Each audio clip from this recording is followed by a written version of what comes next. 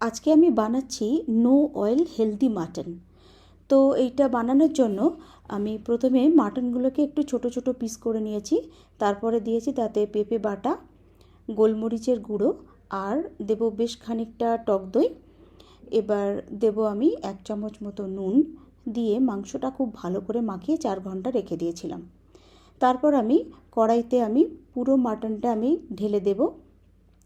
আর দেব হচ্ছে ধনের গুঁড়ো, 1 চামচ জিরের গুঁড়ো, তারপরে দেব লঙ্কার গুঁড়ো আর গরম মশলা গুঁড়ো। এবারে 7-8টা মতো লঙ্কা আমি এতে রেখেছিলাম ভাঙে, সেটাই দিলাম। আর দিলাম 30 থেকে 35 কোয়া মতো রসুন। এতে কোনো পেঁয়াজ, আদা বা হলুদ আমি অ্যাড করছি না। 35 মিনিট পরে এইরকম টেক্সচার এসছে, তখন দেখলাম একটু নুনটা কম ছিল, তাই অ্যাড করলাম।